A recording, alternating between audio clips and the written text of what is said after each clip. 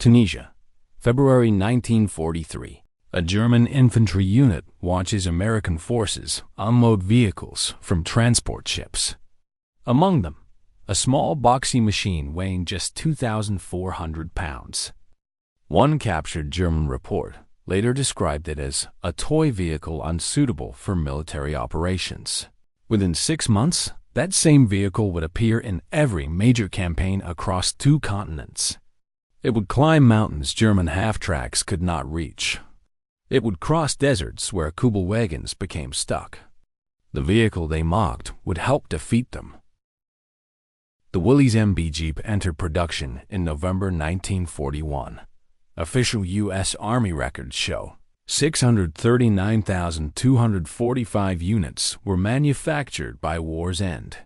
Willys Overland and Ford Motor Company produced them in parallel. The design specifications were strict. 4-wheel drive, maximum weight 2,160 pounds, ground clearance 8.75 inches, a 60-horsepower engine capable of climbing 60-degree slopes. German intelligence first documented the vehicle in North Africa during Operation Torch in November 1942. Initial assessments: dismilitary value, too light, too small, insufficient cargo capacity. Those assessments would prove catastrophically wrong. This is the story of how one simple machine changed military mobility, and how an entire army learned that versatility defeats specialization. The German military relied on specialized vehicles. The SD KFC, 2 Kettenkrad for rough terrain, the Kübelwagen for reconnaissance, the Opel Blitz for cargo transport, each designed for specific purposes. Wehrmacht doctrine emphasized purpose-built equipment.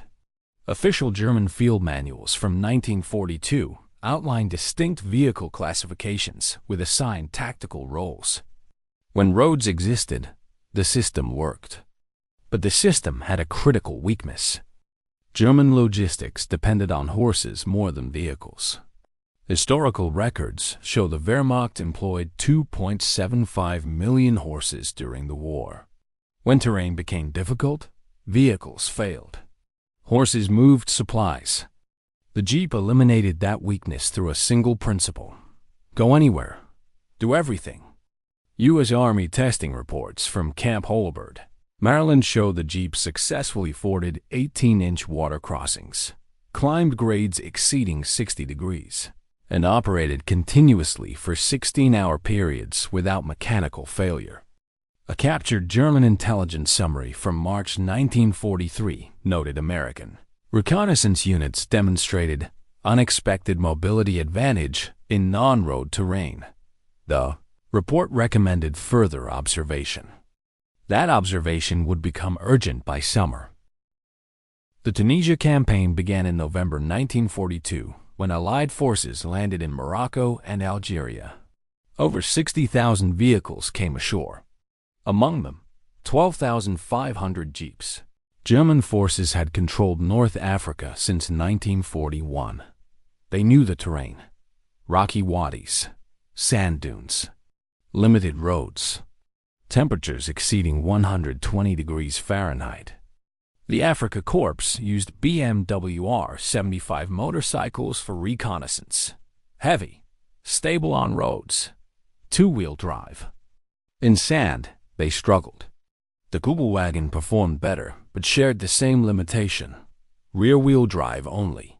The Jeep's 4-wheel drive changed everything. Battle reports from February 1943 during the Kasserine Pass engagement show American units conducting reconnaissance patrols 40 miles ahead of main forces. German after-action reports noted difficulty intercepting these patrols due to high mobility across all terrain types. One German field report from the 10th Panzer Division stated, "Enemy light vehicles demonstrate superior cross-country performance. Our reconnaissance elements cannot maintain contact." The Jeep carried wounded soldiers from forward positions to aid stations. It transported ammunition to artillery batteries. It laid communication wire across miles of desert. It towed 37mm anti-tank guns into firing positions. Official U.S. Army statistics show each Jeep in North Africa performed an average of 6.2 different tactical roles during the campaign. German equivalents averaged 2.1 roles per vehicle type. When the Tunisia campaign ended in May 1943, Allied forces captured extensive German equipment. Among the captured documents, multiple intelligence reports analyzing American vehicle capabilities.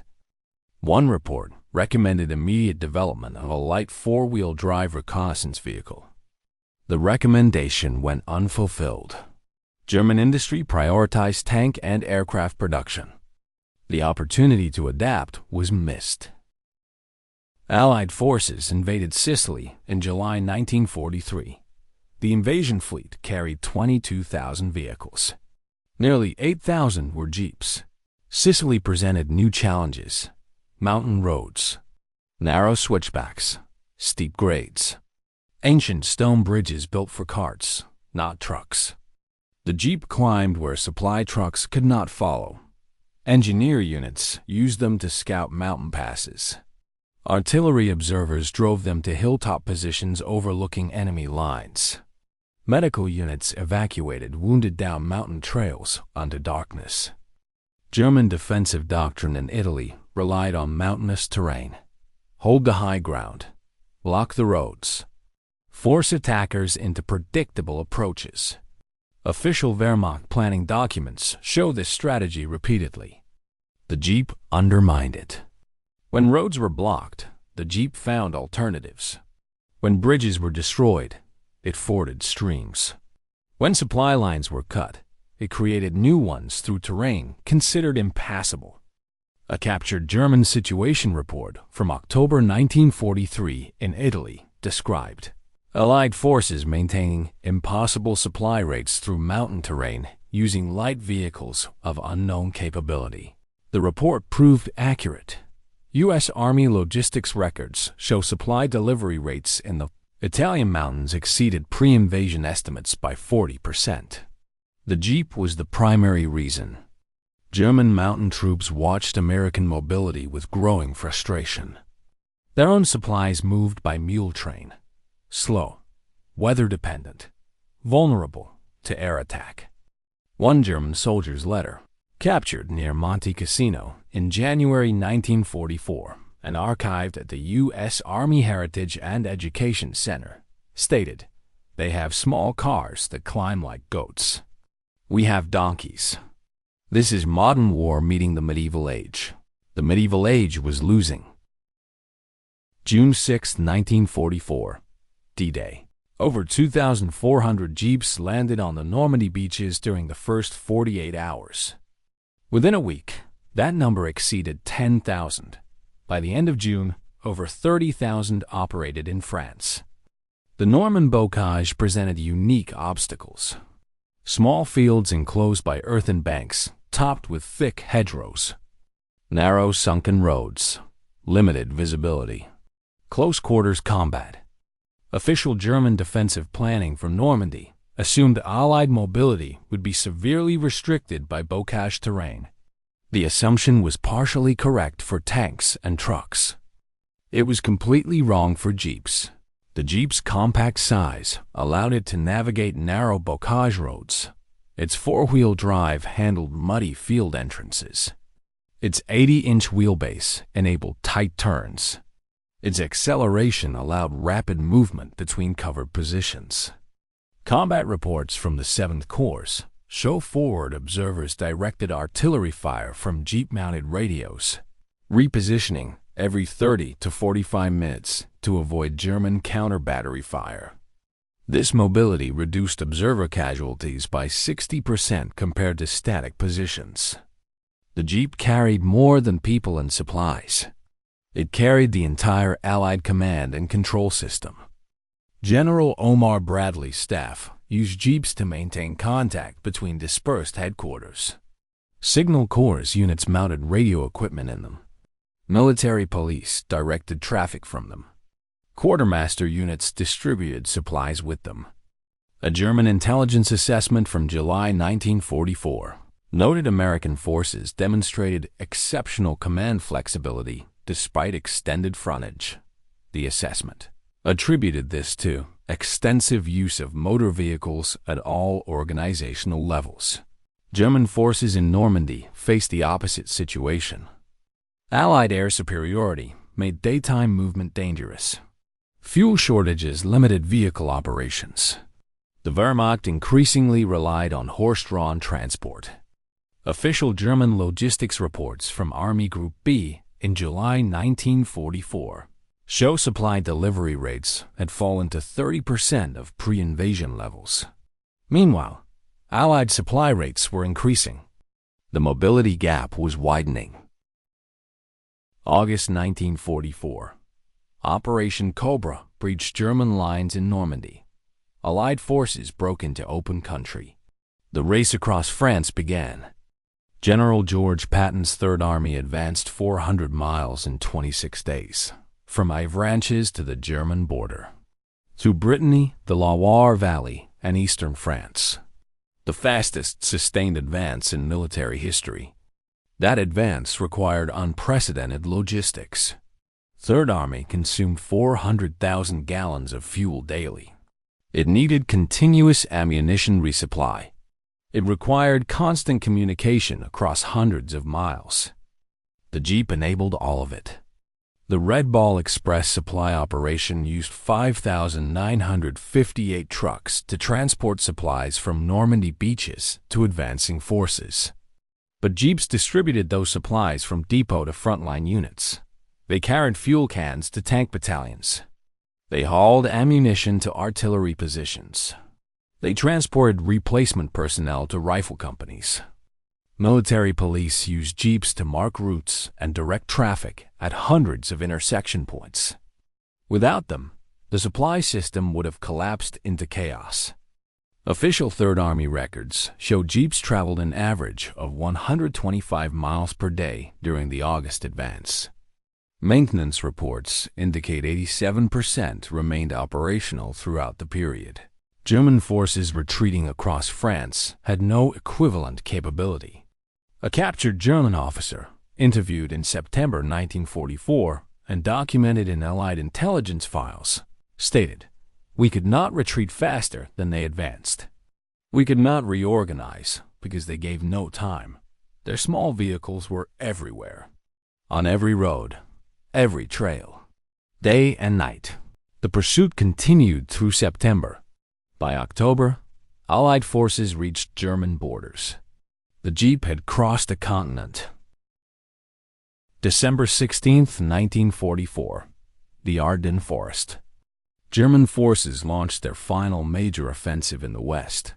28 divisions attacking through snow and fog. The Battle of the Bulge had begun.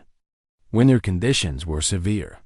Temperatures dropped to 10 degrees Fahrenheit. Snow exceeded 2 feet in places. Roads became ice. Visibility fell to near zero during storms. The Jeep operated through all of it.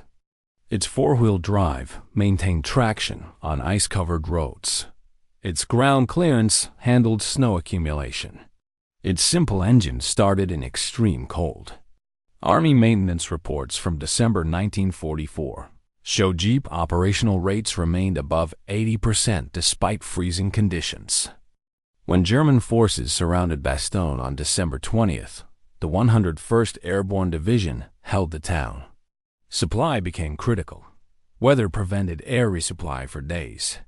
Ground supply depended on maintaining corridor access. Jeeps moved through that corridor continuously. They carried ammunition. They evacuated wounded.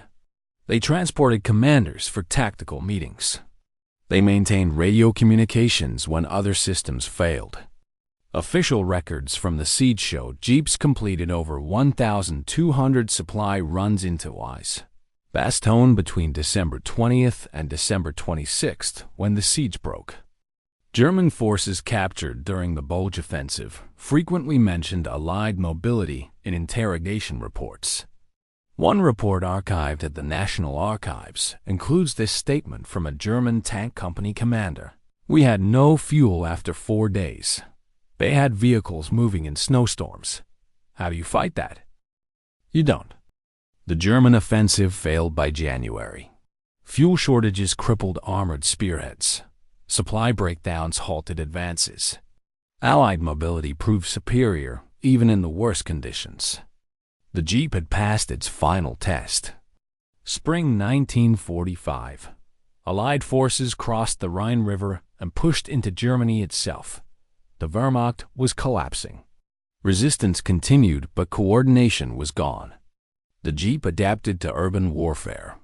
It navigated rubble-filled streets in Cologne, Frankfurt, and dozens of smaller cities. It transported assault teams during building-to-building fighting. It evacuated casualties from urban combat zones. Engineer units used Jeeps to assess bridge damage and mark safe routes. Military government teams used them to establish control in occupied territories. Signal Corps units maintained communications across rapidly expanding fronts.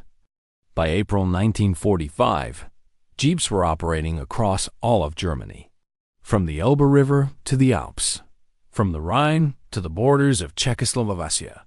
German civilians saw them everywhere. Parked in town squares, driving through streets, lined up in motor pools. The small vehicle that had been mocked 3 years earlier now represented occupation and defeat. May 8, 1945. Victory in Europe. Official U.S. Army records show 361,000 Jeeps served in the European theater of operations. They traveled over 900 million combined miles. They transported over 2.5 million tons of supplies. They evacuated over 375,000 wounded soldiers. German military archives captured after the war included late-war design studies for a light four-wheel drive vehicle. Prototypes were built in early 1945. None entered production. The war ended first. The lesson came too late. The Jeep proved a principle that changed military thinking. Versatility defeats specialization in total war. One vehicle doing many jobs adequately outperforms multiple vehicles doing single jobs perfectly when supply lines are contested and conditions are chaos. German doctrine emphasized purpose-built equipment. Each vehicle optimized for specific roles. That worked in peacetime. It worked in early victories when supply lines were short and industry was intact. It failed when war became total, when every road was a battlefield, when fuel was scarce, when replacement parts were unavailable, when specialization became vulnerability. The Jeep succeeded because it assumed chaos. It was designed to be simple enough for field repair, reliable enough for continuous operation, adaptable enough for any mission. Post-war military vehicle development worldwide adopted these principles. The Soviet GAZ-67, the British Land Rover, the French Delahaye VLR, all followed the Jeep's template. But the impact was largest during the war itself. Allied victory in Europe resulted from many factors: industrial capacity, air superiority, code breaking, strategic planning. But underlying all of it was a simpler advantage: the ability to move anywhere, anytime, under any conditions. The Jeep provided that advantage. German troops had mocked it in Tunisia, called it a toy, dismissed its military value. 3 years later, they watched it drive through Berlin. It drove everywhere they couldn't, and in doing so, helped drive them to defeat. The war taught many lessons. This was one. Never underestimate the power of simply getting there.